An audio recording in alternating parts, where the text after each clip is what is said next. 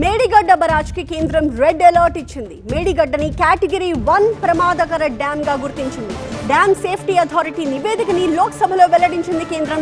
2025 post monsoon తనిఖీల్లో తీవ్ర లోపాలను గుర్తించామని, మేడిగడ్డ లోపాలను పరిష్కరించకపోతే చాలా ప్రమాదకరమని హెచ్చరించారు.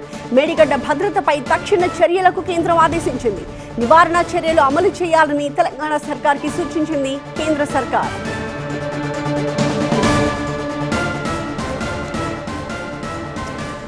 సో మేడిగడ్డ బరాజ్ కి సంబంధించి కేంద్రం డ్యామ్ సేఫ్టీకి సంబంధించి అథారిటీ ఇచ్చిన నివేదికని లోక్సభలో వెల్లడించింది. ఆ రిపోర్ట్ ని ప్రస్తుతం స్క్రీన్ మీద మనం చూస్తూ ఉన్నాము.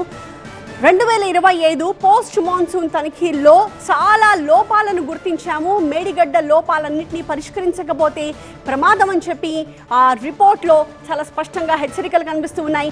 మేడిగడ్డ భద్రతపై తక్షణ చర్యలకు కేంద్రం ఆదేశించింది.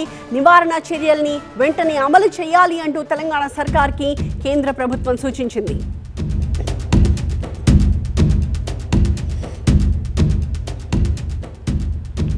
ఇది ఖచ్చితంగా రెడ్ అలర్టే. మేడిగడ్డ బరాజ్ ఎంత సేఫ్ అన్నదానికి సంబంధించి కేంద్రం నుంచే రెడ్ అలర్ట్ వచ్చింది.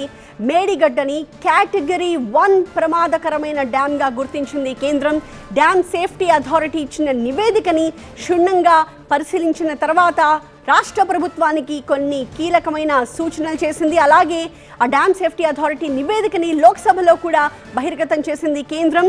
2025 పోస్ట్ మాన్సూన్ తనిఖీల్లో భాగంగా ఈ ప్రాజెక్టులో అనేక లోపాలను గుర్తించామని, వాటిని గనక వెంటనే పరిష్కరించకపోతే చాలా ప్రమాదకరమని చెప్పి కేంద్ర ప్రభుత్వం రాష్ట్ర ప్రభుత్వాన్ని అలర్ట్ చేసింది.